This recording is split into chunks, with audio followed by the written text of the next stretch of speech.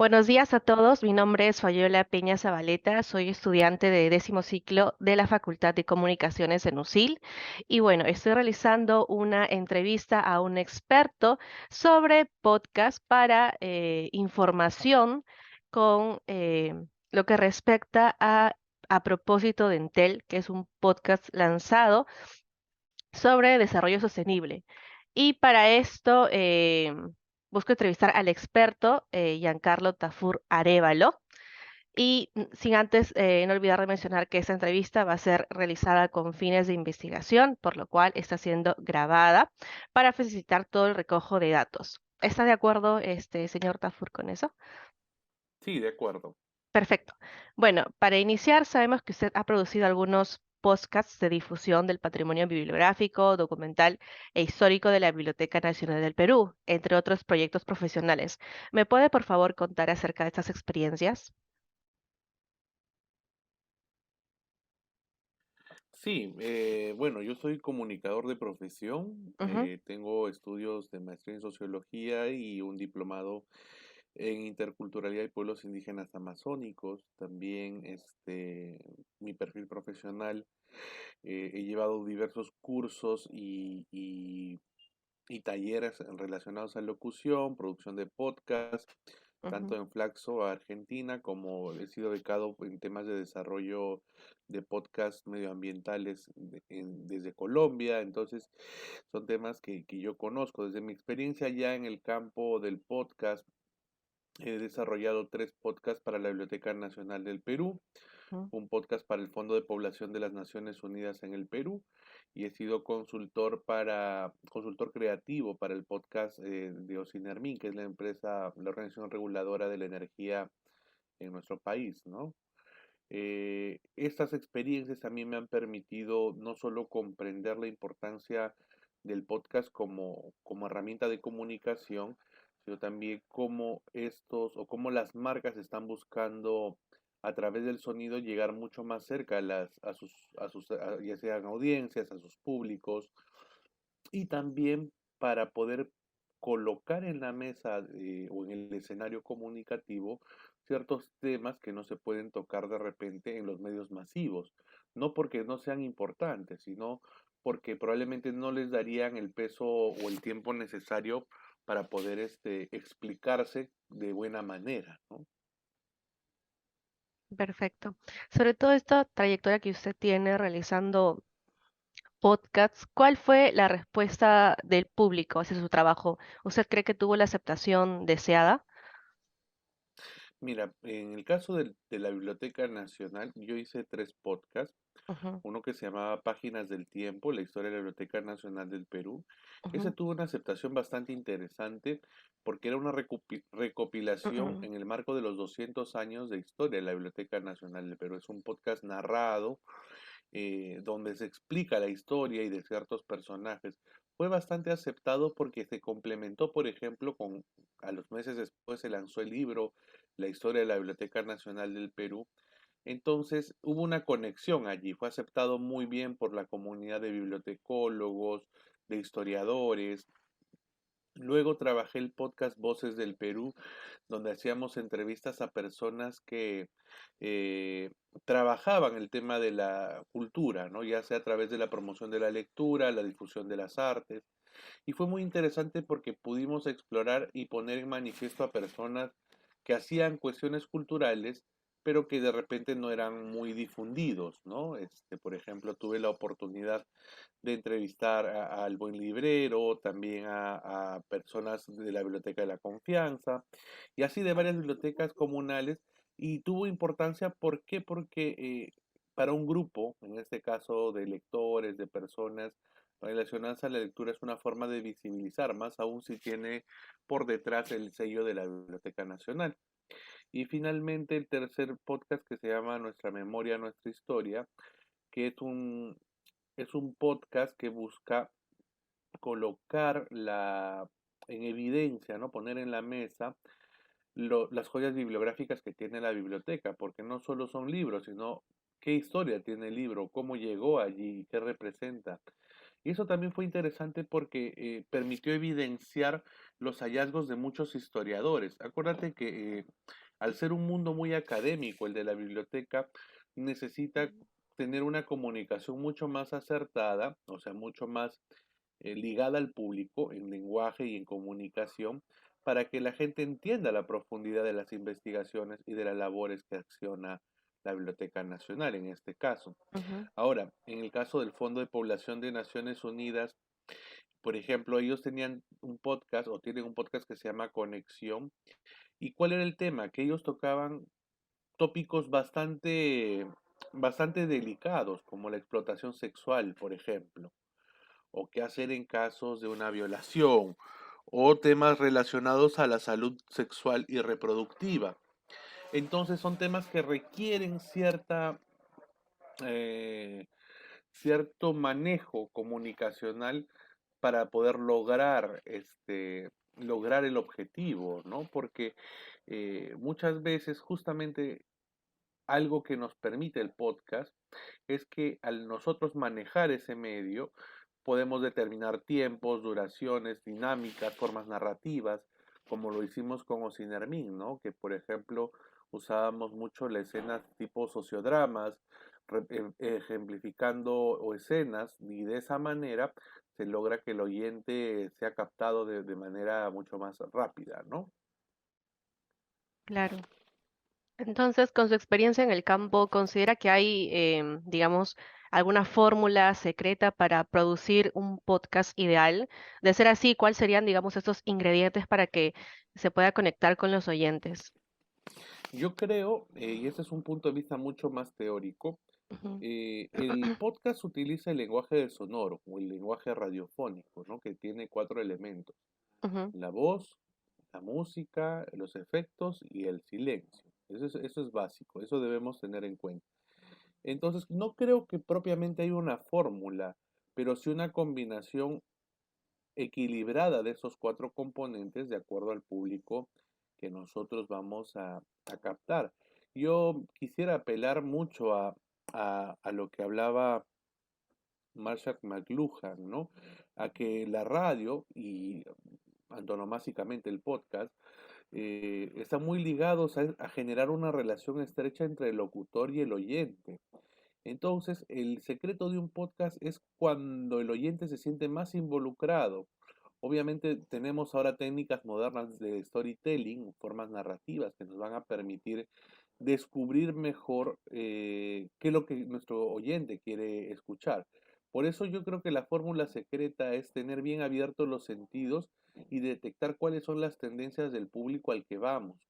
Por ejemplo, yo sé en lo personal que a las personas, a las audiencias les fascina que les cuentes historias. Ya no es solo decir, bueno, por ejemplo, ¿no?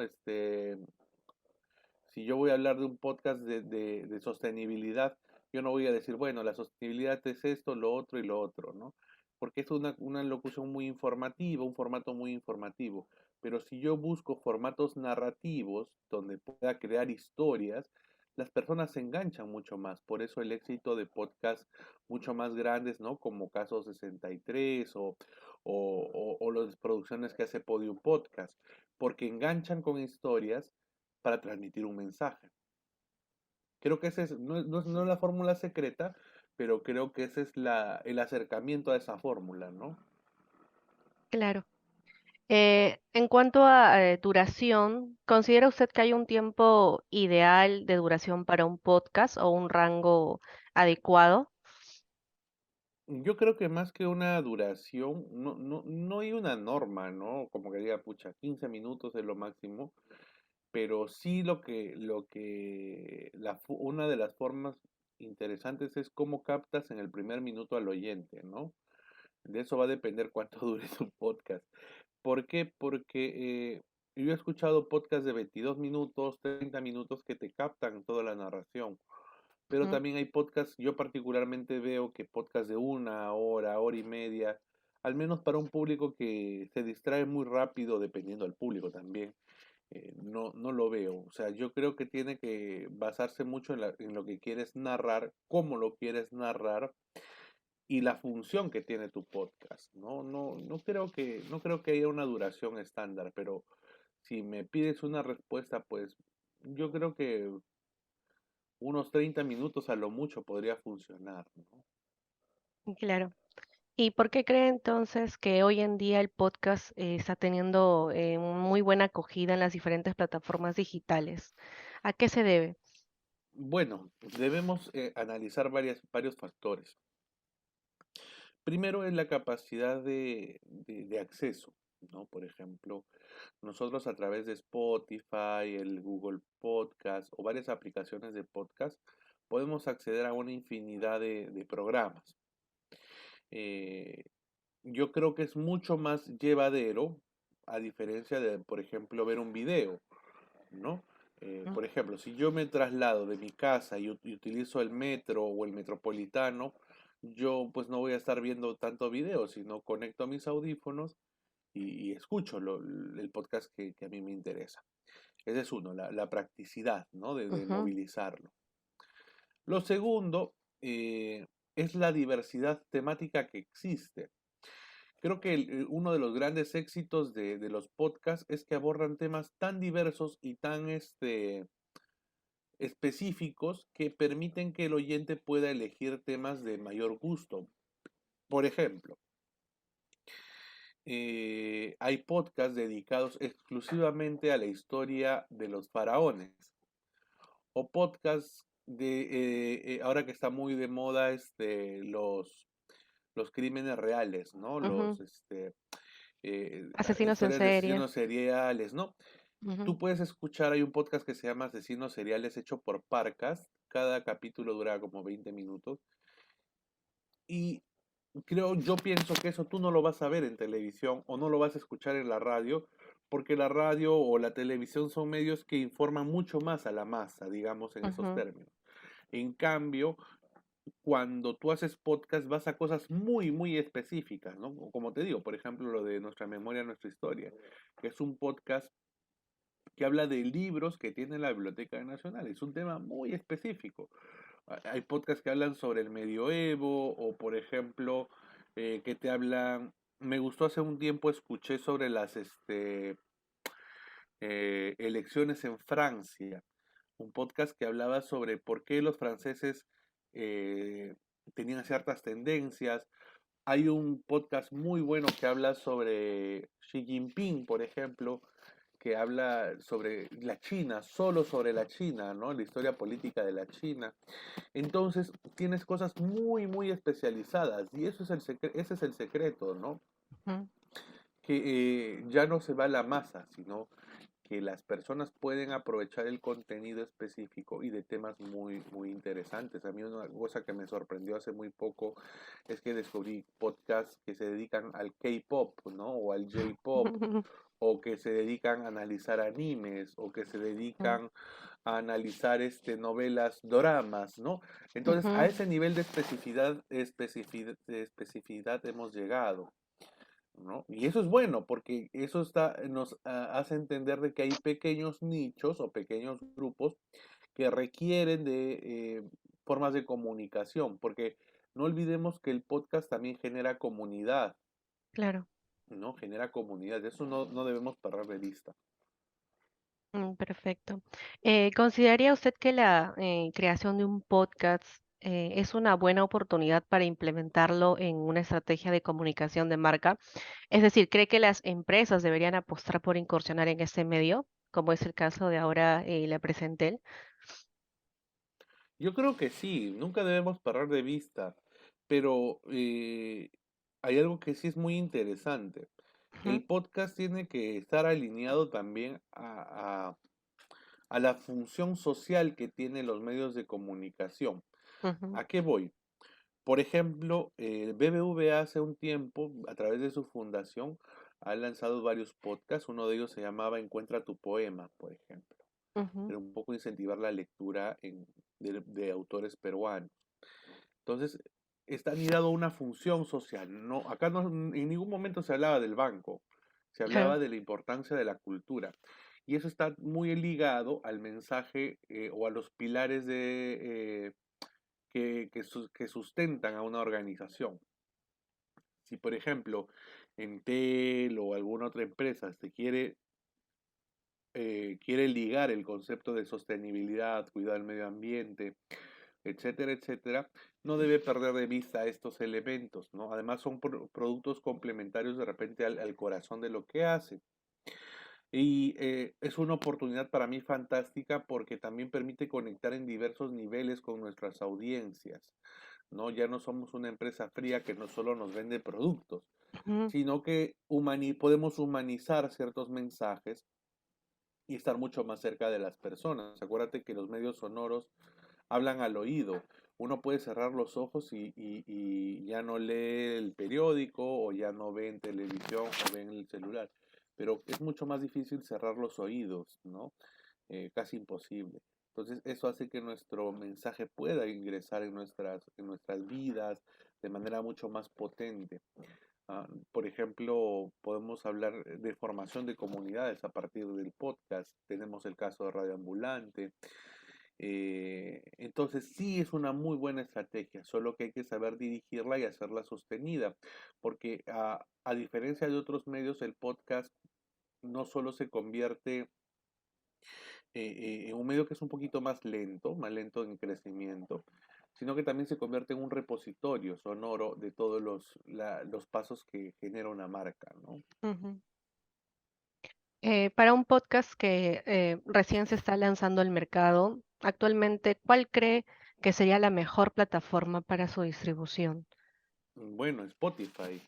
Spotify, ¿por qué? Porque de acuerdo a las tendencias del audio digital, Ujú, más del 60-70% de las personas escuchan sus podcasts a través de Spotify. Spotify tiene esta opción, ¿no? Luego tienes Google Podcast. Lo de bueno del podcast es que como hay varias plataformas, uno puede ponerlo en alguna principal y esa distribuye a todas. Por ejemplo, ujú. Anchor es una herramienta que te permite colocarlo en casi 8 plataformas de las más importantes, ¿no? Te conecta al Google Podcast, al Spotify, al iTunes, te conecta al iTunes, perdón, es el iTunes, y te conecta a otras más que son muy populares. Entonces, desde una sola plataforma mandas a varias, ¿no? Y eso es importante, estar en todas. Yo creo que a diferencia de, claro, en el video es ya, mi video solo tiene que estar en YouTube y ya no puede estar en Vimeo, por ejemplo. ¿No? Eso pasa. Pero en el podcast es todo lo contrario. Tú puedes estar en todas. La recomendación que yo siempre doy es que quien quiere empezar a desarrollar podcast, Anchor es una buena plataforma de distribución, justamente porque puedes llegar a más públicos y la estadística que te ofrecen los indicadores son bastante favorables, ¿no? Claro. Volviendo con su trabajo en la realización de sus podcasts, ¿cómo es que idea el guión o cómo es la estructura, por así decirlo, para crear un podcast exitoso? Esa es una muy buena pregunta. ¿Por qué? Porque yo escribo, cuando escribo un guión, yo Mm, en mi mente escucho lo que quisiera que se escuche, o sea, me dejo entender, o sea, claro. y yo voy pensando en qué es lo que quisiera que oiga el oyente, Ujú, ¿ya? Por ejemplo, yo siempre empiezo con una parte narrativa clásica, introducción, desarrollo, conclusión, pero la cosa es cómo tú vendes la introducción, cómo enganchas. Utilizas preguntas, narras un escenario, marcas un punto. eh, y otra cosa importante también es la voz que utilizas. Y acá vamos a hablar de la interpretación, ¿no? ¿Qué interpretación es la que buscas? ¿Qué tono de voz es la que buscas? El sentimiento, la intención. Es que son varias cosas que uno tiene que pensar, ¿no? Si uno quiere, por ejemplo, hacer un podcast que tenga una historia dramática, desgarradora, pues tiene que concebir lo que se llama la creación del paisaje sonoro para insertar al oyente dentro de esta temática, ¿no? O sea, ¿cómo imbuyes o cómo metes al oyente a la narrativa que estás planteando? ¿Cómo haces que él forme parte de ello? Yo por eso trato siempre de pensar mucho en los sonidos, en los efectos que puedo utilizar, en el tono de la voz, lo que te decía al principio, cómo emplear adecuadamente el lenguaje radiofónico dentro de toda esta estructura sonora, ¿no? Ese creo que es el secreto, pensar en esos detalles, porque muchas veces cuando uno hace podcast, Ujú. dice, ah, bueno, yo tengo esta información y solo voy a poner el micrófono al centro y voy a hablar. Y yo No le creo que ese es, adapta. exacto, y ese es un Ujú. problema, ese es un problema, porque si uno quiere enganchar realmente con el oyente, tiene que pensar que está buscando escuchar, que sus sentidos, que sus oídos formen parte de algo y que no solo sea como un torrente de información que le va y le viene, sino que sea básicamente una, un espacio seguro, digamos, para tener información, ¿no? Por ejemplo, si tú escuchas los podcasts dramáticos Mm. o los podcasts de ficción, no tienen tantos elementos, o sea, tienen dos, tres actores, pero tienen una gran espalda de efectos sonoros. Y eso es lo que se podría hacer, ¿no? Esa es una forma. Claro. Eh, y pensar, y pensar que eso no es radio también, porque a veces muchos dicen, claro, adapto mi programa de radio al podcast. Sí, es una forma, pero pensemos un poco más, ¿no? Llevemos al segundo nivel esto, ¿no? Claro. Y ya para culminar, ¿daría alguna recomendación o sugerencia a una marca que quiere producir un podcast? Ah, esa es una muy buena pregunta. Me gusta esa pregunta, especialmente porque hay que, a ver, yo te digo desde mi experiencia, Ujú, ¿no? Muchas veces las empresas o las personas que buscan incluir estrategias de comunicación relacionadas con el podcast ujú. son los más jóvenes. Sin embargo, quienes toman las decisiones finales a veces son los personas adultas, ¿no? Sí, Que no conocen o no se arriesgan. Entonces yo creo que dependiendo de la organización, uno tiene que como que negociar en el sentido de lo que va a escuchar y cómo lo va a escuchar. Me pasó eso mucho con Ocinermin, por ejemplo. Las propuestas sonoras que nosotros hacíamos eran muy creativas, muy disruptivas. Sin embargo, la cabeza, ¿no? Decía, no, yo quiero algo mucho más clásico, que era prácticamente poner un micro y hablar alrededor de él, ¿no? ujú. Eh, pero es ahí donde uno negocia, ¿no? Donde uno tiene que tener muñeca de comunicador para explicar no solo los beneficios, sino también explicar las potencialidades del servicio podcast para la empresa, ¿no? Y que lo hagan, porque yo siento que todas las marcas tienen muchas cosas más que difundir, más allá que, por ejemplo, en el caso de los que venden servicios o productos, sus propios servicios o productos, sino hay mensajes, hay ideales, hay pilares que son necesarios compartir, ¿no? Por ejemplo, Ujú. como te digo, el BBVA, la Fundación BBVA, trabaja mucho el podcast y relacionado a la cultura y hace que veamos a la marca de una manera distinta, ¿no? No solo como un banco, sino Más humana. como, exacto, humaniza a las empresas, ¿no? Además, tienes la libertad de hacer podcast de 20, 30 minutos y eso también es importante, ¿no? Claro. Bueno, hemos terminado con la entrevista. Nuevamente le agradezco por su tiempo, por su disponibilidad para compartir con nosotros sobre su experiencia con la realización de podcast y por darnos diversos consejos en esa investigación. Tanto yo como mi grupo, que somos la agencia Búho, se lo agradecemos enormemente. De nada, y estamos para ayudarnos. Muchas gracias, señor Tafur.